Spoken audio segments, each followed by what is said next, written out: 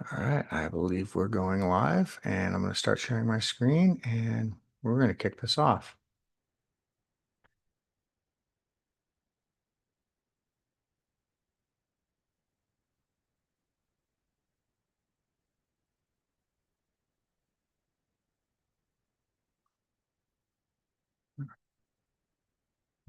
All right, hello everyone, and welcome to today's Clean Start Perspectives. I'm Thomas Hall, Executive Director of Clean Start, and I'm excited to have you here with us today to explore real stories behind launching a clean tech venture.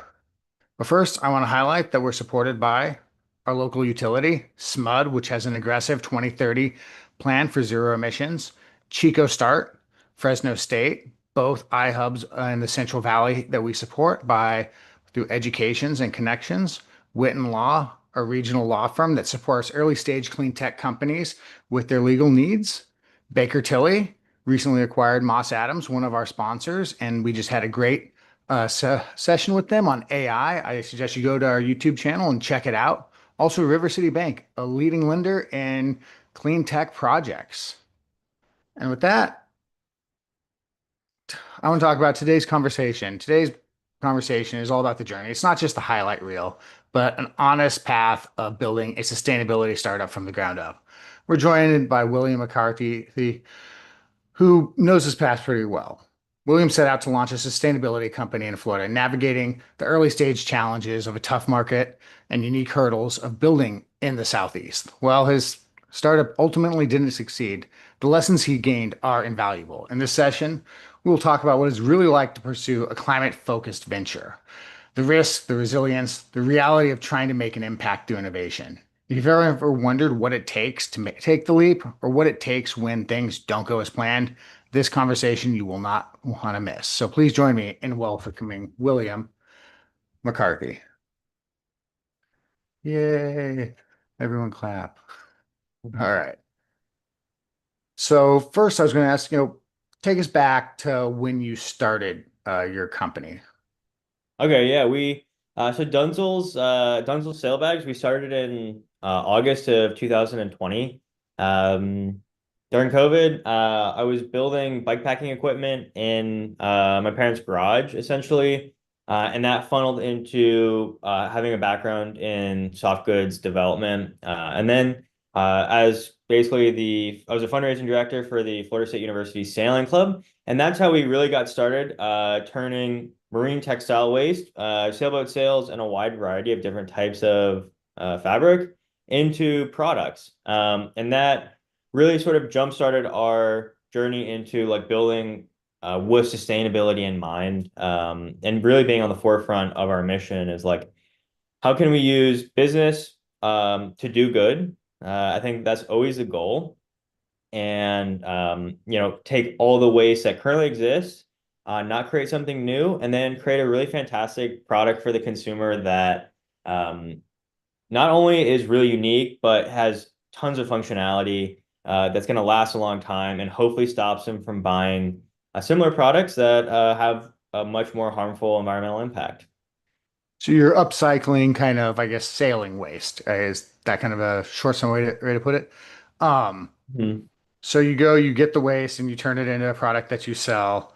Um, I think it's a vision that a lot of people have. I know here in Sacramento, if you go to the atrium, you can find people upcycling everything from rubber to bedding. So what were some of the difficult parts of building this company initially when you started? Was it creating the product, getting the resources to upcycle, consistency of product? What were some of the initial hurdles that you had to jump over? Oh man, all of those. But I will say that one of the problems that we ended up spending the most amount of time really working on was the supply chain. So, at scale, how do you bring in enough material on a monthly basis to continue to grow a business at a relatively quick rate? And basically, it evolved into us doing a lot of more or less like cold sales. We basically treated the supply aspect like another business where we'd go out, talk to businesses, talk to organizations that had this material, and figure out how to get it back to our workshop in Tallahassee. But consistency was always a problem when you're using a waste product because there is no standard preset to some stuff that you pick up basically out of someone's trash can. It's how do you put a standard to that? And that ultimately leads to problems downstream with, product consistency on the consumer end, but also on the manufacturing front. How do you how do you take basically waste and allow the current manufacturing environment to manufacture it at a cheap enough price so that you can make money doing it. And that's probably one of the areas that ultimately led to the downfall is like we just couldn't make the product cheap enough because we had to do so much of the labor in-house and it was so slow going because there was no um, it was really hard to scale the procedures that we were using. Hmm. So, you hit on kind of price there, and I think that's always a tough thing for, clean tech and sustainability tech, because like if it's in energy, you're making an electron and someone else is making an electron. It's kind of hard to say, my electron's better than this electron to the consumer just because, you maybe made it sustainably. Maybe, there's some people that want that, but it ends up being, the same kind of end product. But I get also with what you were doing, it still is a sort of fashion thing. So was there an approach to selling it to people that were like, hey, I want, this really durable bag, but I also want the sustainability portion of it. Did you find that, was that there was maybe a price ceiling that you would reach on that, or that, it was just people would look at it and they're like, yeah, it's sustainable, but I'm going to buy the cheaper bag? Yeah, pricing is huge. I think we got into a pretty good position where we could charge enough because our target market was more or less middle-aged women who are doing most of the purchasing for the household and come from higher income households. And they have a more of a green thumb Hmm. apparently, but um, it's really hard to convince someone. And so I have a background in product development, and the same principles apply to any product. You cannot sell the product based fully on its sustainability. So Hmm. um, the other thing that we spend most of the time doing, other than literally getting material, is how do we create something so functional, so fashionable that you don't need to sell it on sustainability. You don't even need to bring it up. So like when they pick it up, they say, "Wow, like this is like so robust, like it's kind of heavy almost. This is different than most of the other products."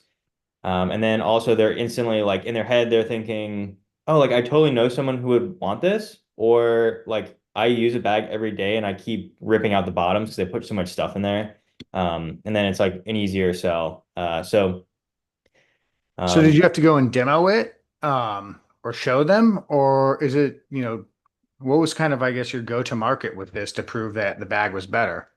Yeah, absolutely getting in front of the customer. So over the course of the business, we probably attended about 50-ish in-person events. So like often multi-day sales events where you could demo the product in front of someone. So like I think that sustainability is almost some of the practices you have to sort of step back. It's like yeah, great. Modern marketing is great, but like, get your feet on the ground, get yourself out there. Like, it oftentimes is not that much fun to go pitch people nonstop for 3 days, to sell a relatively inexpensive product. But every single time someone would touch our product, they say, wow, like this is different. And there you go. Like, that's the proof that like you need to get out there and go show it to people. What activities did you do that you felt like got the biggest return to your company? Was it marketing? Was it product development? Was it spending more time on trying to find sourcing and driving costs down? What did you feel like when you were trying to divide your time up on your startup, you had the biggest return on? And what do you wish you spent more time on?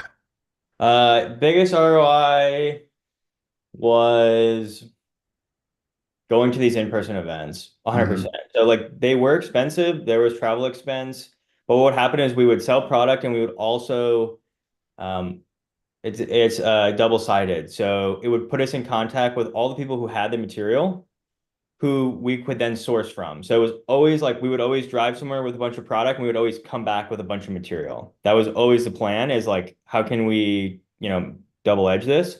Um, but man, that's a really great question is what would drive um yeah, I think That's my gotcha question.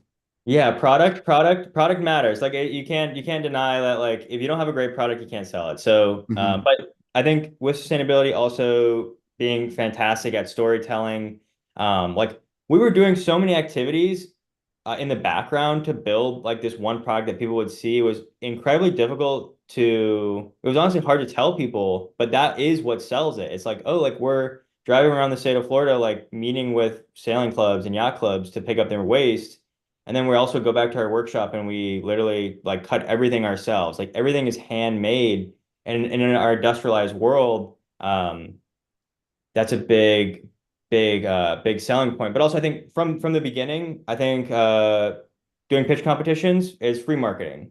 There's a chance to raise some money, but also all of a sudden you're fresh, you're working through your pitch, how to sell people, and then also like every single pitch competition probably has like 50 people or 100 people that see your see what you're doing. So So I what think were some of the results of, going and pitching? Was it sales? Did you get support from anyone that wanted to invest or partners? not any investment. I also think it's really difficult to invest in the model that we created. It was basically not an attractive investment because it's so slow. Also, from 3 months in, we were making revenue, which is a bit odd, or is a bit different um, for most like kind of startup companies. It's like, oh, we had revenue from 3 months in, but um, we raised $12,000, which was enough to just like get us fired up. Get us fired up because like you got to build momentum in the beginning, and we raised all that money in the first 6 months. I was like, okay, like $12,000, like it seems like a lot. Obviously, it doesn't get you very far, but if you also have revenue, it can kind of supplement some of those activities to help you grow a little bit quicker.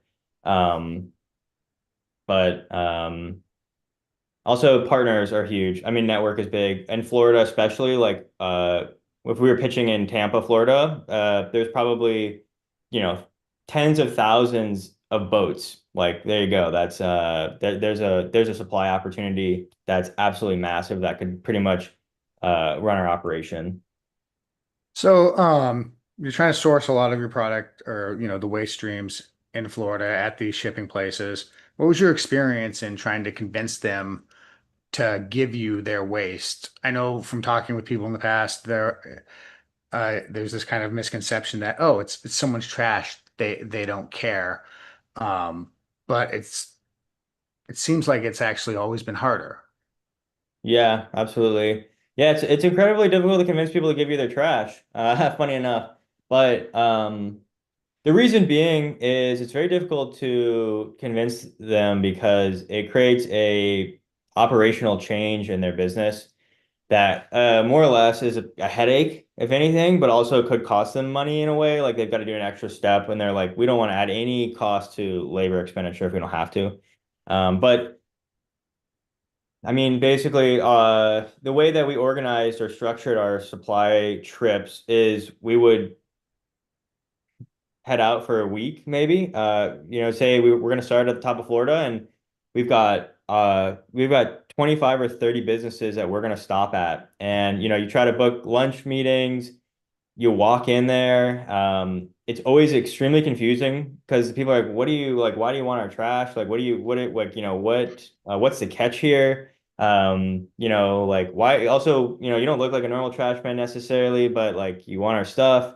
Um, but so it was a cold sales approach. It was like, we need a volume and we need to get in front of them and we need to convince them that there's some benefit. What ended up being the most successful way to approach them and I guess close on getting their trash? Did you have to pay them or? Yeah, I think probably 95% of all of our material. So of the 10,000 pounds that we recovered, we probably paid for maybe 500 pounds of it. So what happens is you end up filtering through all these people and you end up basically working with a few of them that consistently supply you. So you're building a long-term relationship. That's really the goal. So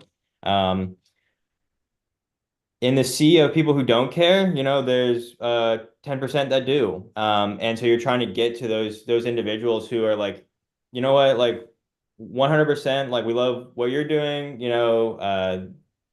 can somehow appeal to them and then it makes it easy because you don't have to go search for new people. But also there's only so much material that can come from one business. So yeah, it was probably consistently one of the hardest things to solve was how do you consistently grow a business on a non-flowing stream of material. Mm-hmm.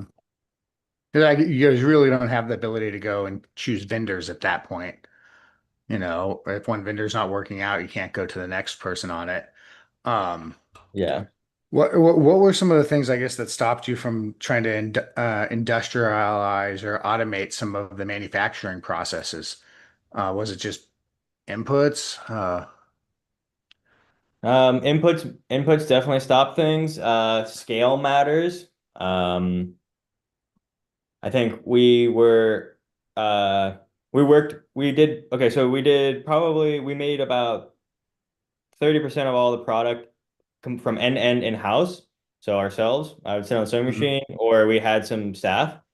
And then we worked with a small contractor in Southwest Florida, which was, 4 or 5 hours from us, who would only do sewing. And that's our what we found is that the companies absolutely did not want to work with material. They said like no one was interested. They're like, you cannot pay us enough to do the cutting of the material to basically the pre-manufacturing steps. Um, and so what happened is that ended up with us doing it in-house, which is Mhm. 100% fine because you can control that. Also allows you to be really agile with product design. So we took 12 products to market. Probably like, I mean, we maybe sold a few thousand units and like, 75% of all those units were unique to Mhm. themselves. Like they're all different. So you cannot scale, like it's very difficult to scale that. At least it's expensive to scale that.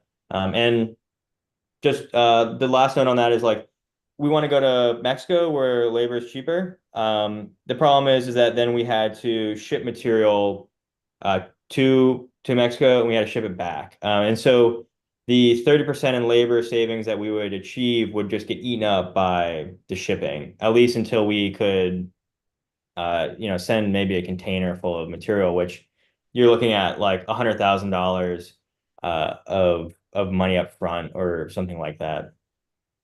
So did you ever consider like a Kickstarter campaign or anything like that to try to get a bunch of pre-sales or I'm sure we considered it, yeah. Mhm. And we didn't do it though. That's ultimately what happened. We didn't do it. I think what happened is we really got focused on just driving revenue through sales, like the old-fashioned way, which I think is was one of the.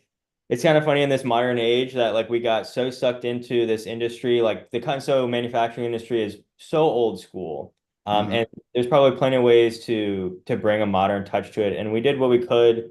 Um, but we sold through, instead of selling, doing Kickstarter, or we sold through our website, we sold through online retailers, which is really in my mind, the new age of wholesale. It's like um I don't know, you do the fulfillment. Basically, they list your product on their website, they drive traffic to their website, and that was actually one of the things that we got into at the end that really drove a lot of online sales is like using these online retailers that only sell online and are super good at doing the marketing for it. Mhm. But the Kickstarter, maybe we should have done it, you know? You know, got to experiment on it. So here's kind of, I guess, one of the tougher questions. Like, at what point or what indicators or metrics did you use where you're like, okay, maybe this isn't working out? Yeah, I think oh man, so I think the biggest thing about so this is like the third business I've created that's had revenue, that's driven revenue. So the hardest part is determining, when is it time to move on. And I think I'll preface by saying I think I got I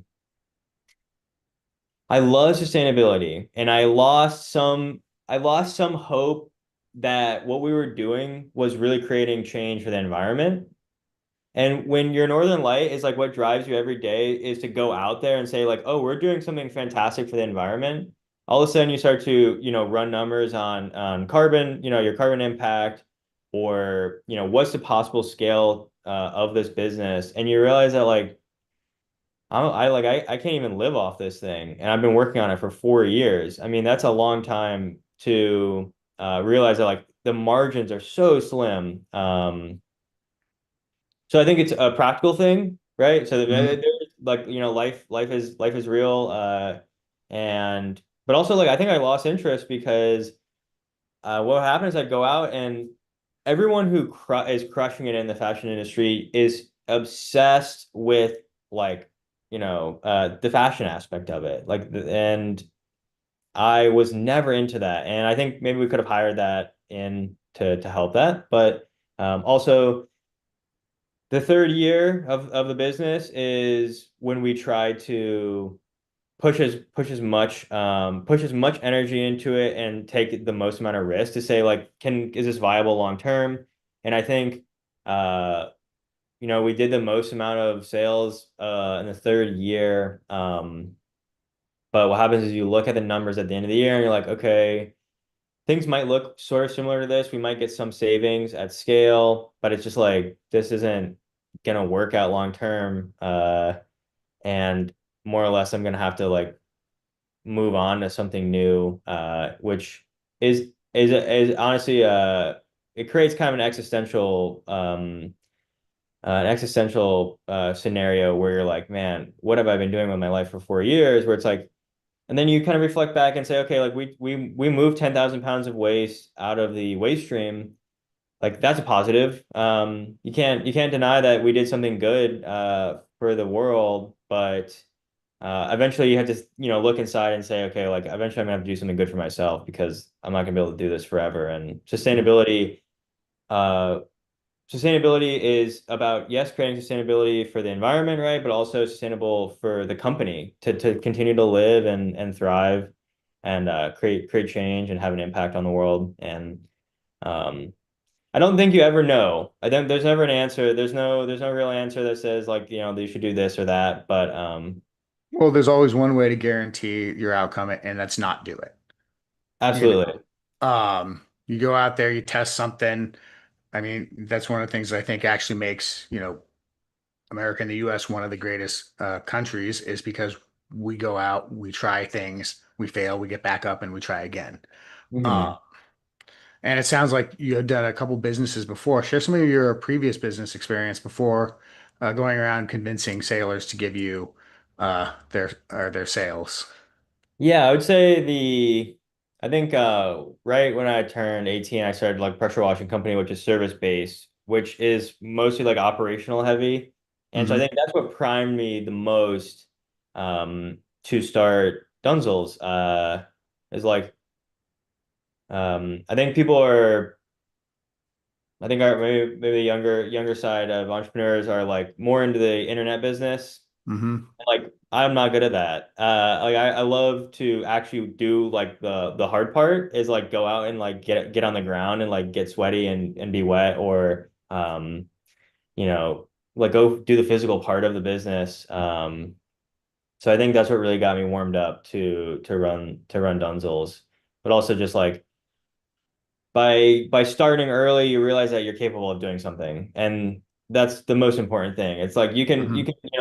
you can dance around all this stuff about doing the research, right, and thinking about what's a good idea. But when it comes down to it, like I mean, we sold $200,000 product, and we realized that it's not going to work, but at least we did that. So at least I think you can be confident that you at least tried something, like you're saying. Hmm. Now, you also had I guess, the privilege of working on sustainability, clean, and kind of climate business in Florida, which is not always the most welcoming of many, I guess, progressive aspects of the world. Did you have any troubles when it came to like, hey, I'm doing a sustainability project or a product that people were like, just no, I don't want it, or Change the messaging. Mhm. That's it. There's no reason to, if you, for example, yeah, of course, people are, they don't necessarily care about sustainability, but, change the messaging. So it's kind of actually funny. It feels like almost like a slight. Instead of selling them on the sustainability, you go, okay, like, we do make this incredible durable product that's water resistant. All of a sudden, like, you can put this on your boat. They might not give a damn about the environment, but they're like, oh, this is awesome. Like, it kind of matches my aesthetic. Mhm. But I think also it really teaches you to, I think it's actually good. It really fills you out. Because if you can't sell on sustainability, you find all the other ways to do it. And you find a path through. But yeah, it's a funny thing. I mean, I'm so grateful that Clean Start exists here in Sacramento. This would never exist in Florida. And it's fantastic that it creates so much conversation about building in the clean space because it's critical at this Mhm. moment. Yeah, it is. Um, so if you had to do it all over again, would you, and what would you do differently? Yeah, this is a fantastic question because there's so much. Okay, so I think the biggest one is focus more on customer acquisition. Like I think that often you can get through a lot of your problems by selling more. But also on the flip side, one of the things that was preached to me was you can't make up for margin with volume. But I don't know, maybe we could have, you never know. But I think selling more, finding more channels, like for example, doing a Kickstarter probably would have been a good idea to at least give it a try. And it might have solved some of our bigger supply problems because what happens if you sell more customer acquisition, you get in contact with more people who have material. But also, I think man, I'm sorry. I actually have some. Let me. Would you do it again?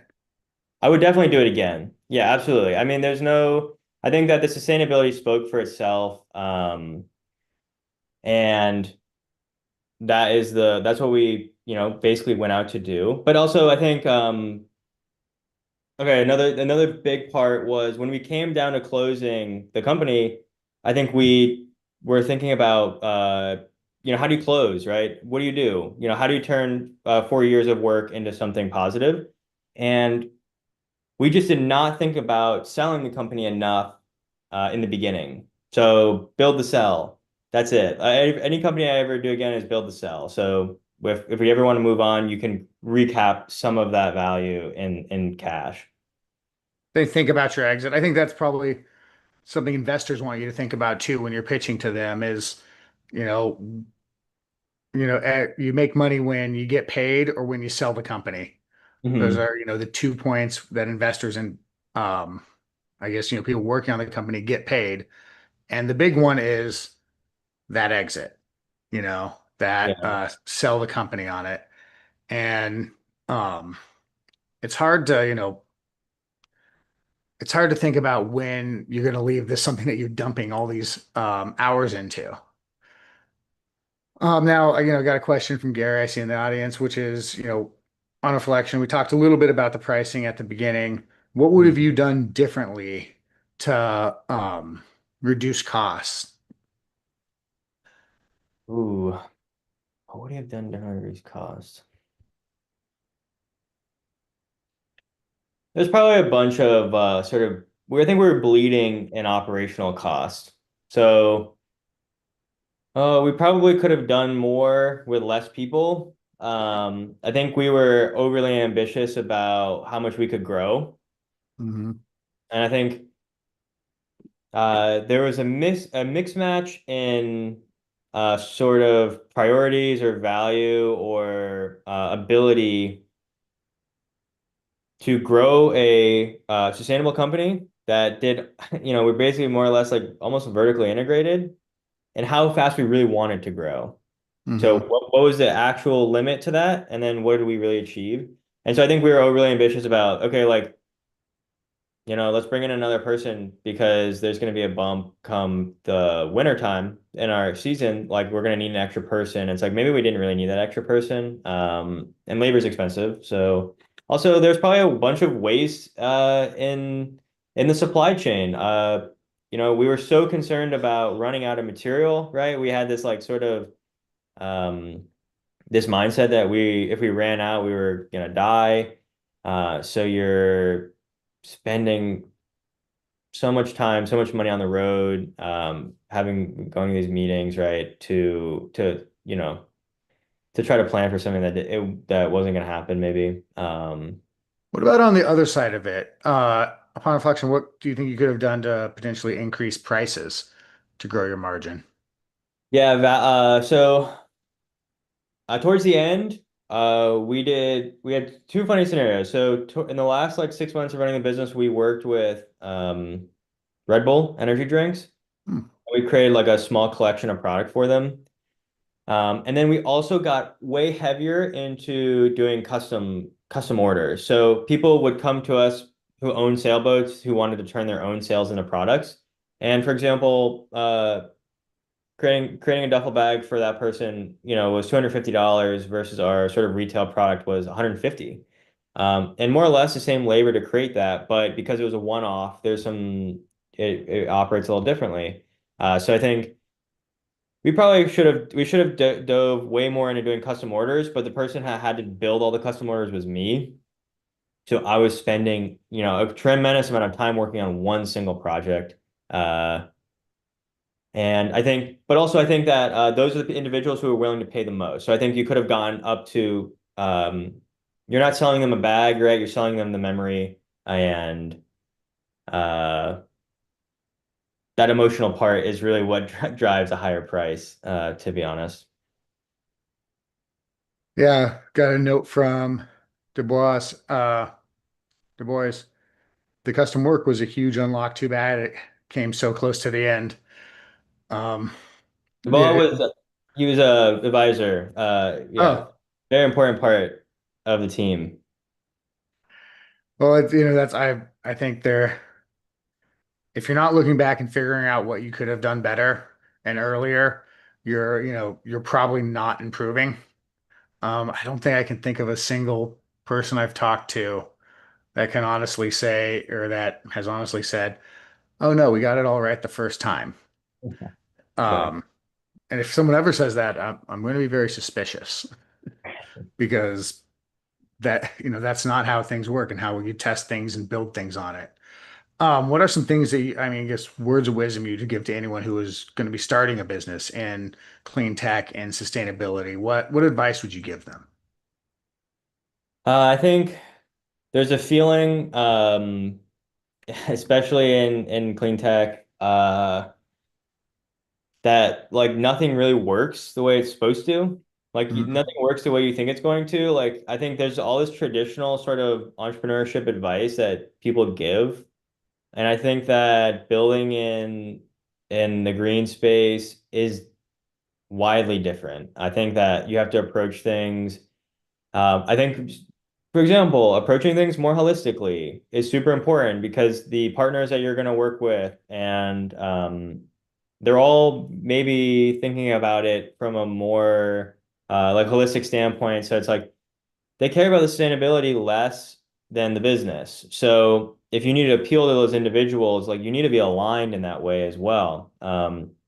So one of the fantastic things that I think really helped us is we didn't have to we created a really professional looking product, but it didn't have to be completely polished. Like they wanted the product to look like it was like almost it had been come straight off the sailboat, right? Or had Mhm. come straight from the sails. It's like um so you need to make sure you're aligned there. And um also I think location could matter more. I think that the ecosystem that you're building in is so critical. And that's what I've learned from living in the Sacramento region in the last 6 months is like, um, you end up having conversations with people who have done far, far larger things and they've overcome all these problems that you might be having. And you can get to a larger scale quicker if you're having those conversations. Like it's really it's funny because it's so simple.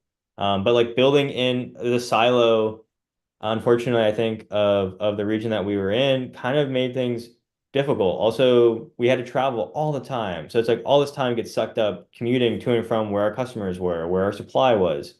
Also, like huge one that people do say is like you need to be all in. I think there was a lack of focus sometimes because um, it was like, oh, like, you got to pay the rent some way, right? And so we're doing some other things. We're spread out way too thin. So it's like maybe giving yourself like that year or 2 years to just like only think about this one problem is absolutely the way to do it. I don't, I think it's too easy as an entrepreneur to be so fragmented that you're not really like focusing on the meat of the problem.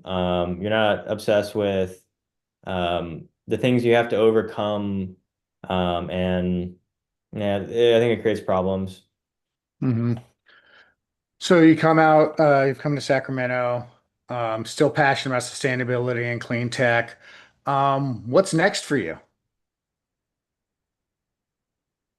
Um, I'm very interested in large scale climate solutions, and I think that working on like sort of smaller scale project absolutely gave me the drive to say like what's really going to create the change that I want to see.